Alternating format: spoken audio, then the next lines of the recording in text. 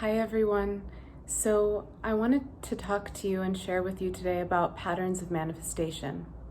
And patterns manifestation are really patterns of thought, patterns of energy, patterns of your emotional landscape.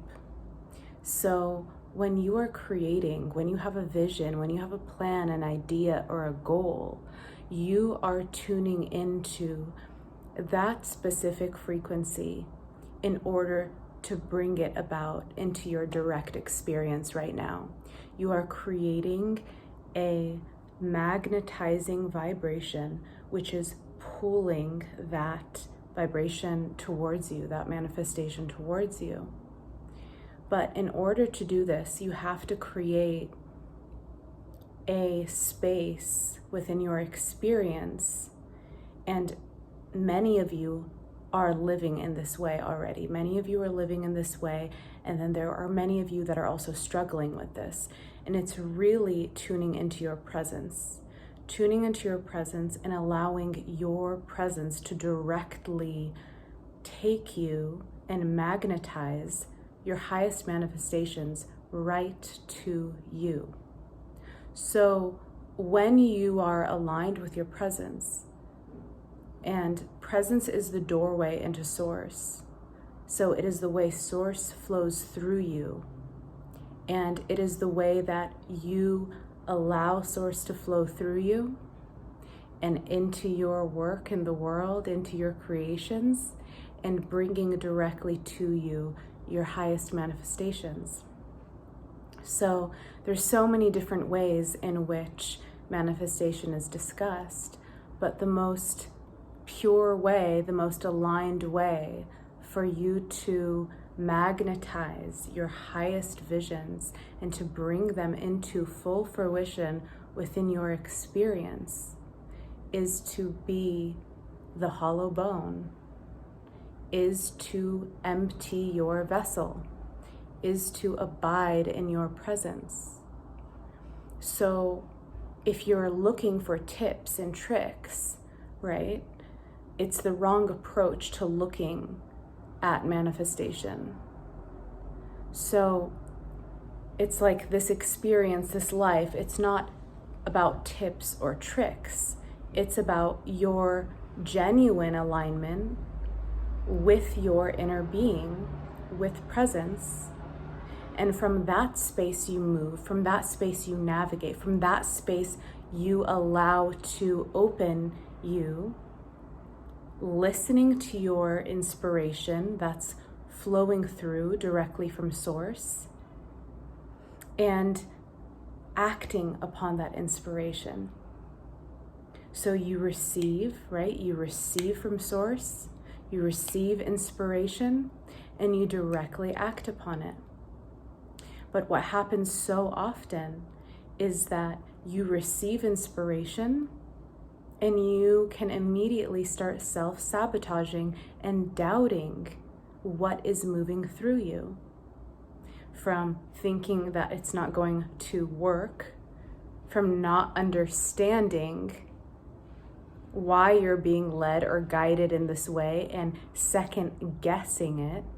Okay, so all of these insecurities, doubts, and fears, they're working against your manifestation. They're creating you to suspend your motion, because when the inspiration hits, it is that lightning from source that's flowing through you. And that lightning is always coming in. It's always here, it's always present, it's always flowing. And so it's a matter of receiving that lightning, allowing it to flow through you, and harnessing that energy, directing that into your flow state, into your unique flow state. So when do you find that you are halting that? Because when you halt that, you're halting your momentum, you're halting your expansion, you're halting what naturally wants to move through you. So as you abide in your presence and you stabilize in that light, what and why this is so important is, first of all, presence is your natural state of being. It's your naturalness. And in that naturalness, you become the knower of your experience.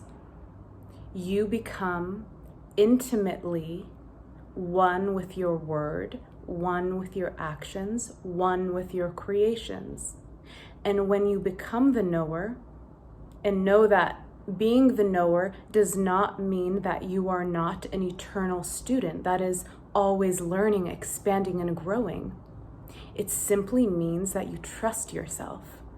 You trust your creations, you trust your inspiration, and you allow them to move through you. You allow yourself to be guided in that space.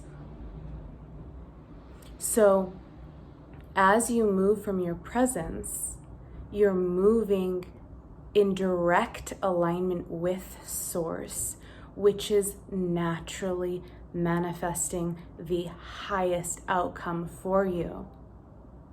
But in order to stay in alignment with this, when doubts arise or when opposing energies arise, you bring your attention back to your original purity, to your original presence, right? Hollow bone. You empty out. You remain with your core. And so from this space, what you're doing is you're cultivating your light. You're cultivating your highest expression, your highest expansion, and you're not moving in the realms of doubts or fears, which is allowing you to actually manifest, which is allowing you to bring into creation what your soul force desires to create. And each one will be unique to you. So many beings, what I have found is that people are afraid to be the knower of their own experience. People are afraid to claim what they know and feel is true, which is exactly going against Source, going against your internal navigation system. So what happens in that experience? You break your connection, you sever it. Okay, it's not actually broken, but there is a veil over you. There is a veil that makes you think you are separate from your highest manifestations. So as you are moving, as you are navigating, you continue to bring your attention back to presence, being guided by your inspirations, being guided by Source, allowing Source to naturally guide you. So each being is their own highest guide. You are your own highest guide. But if you find yourself constantly doubting or ignoring that, what you will find is that you will be more prone to look for that guidance, okay? When it is in fact you that knows best how to navigate your experience and exactly what steps are being prompted from Source for you to take upon your path to be guided in the highest way. So as you are moving and you find that those doubts, those fears, those different things arise for you, you continue to draw your power back to yourself. You continue to trust yourself, okay? Cultivating inner trust, cultivating inner love, cultivating that, yes, my intuition is leading me the right way. So when you are in alignment with your inner being in this way, you are moving away from the voices that are steering you away from yourself. You are being ignited from within. You are being led from within. You are trusting what your guidance is saying. And the more that you develop that self-trust, the more you become your own leader, right? And then the more that you can be of service as a coach, as a leader, as an entrepreneur, so that you can really own your power, own your magic, and be who you came here to be without criticizing yourself, right? Without criticizing, without doubting, without wondering, is this right or wrong, or should I be doing this or not? Just moving with that inspiration that flows, moving with the guidance that flows, trusting that every step that you take is the right one. Because that's how you're going to develop that connection, that unwavering connection, which is your foundation.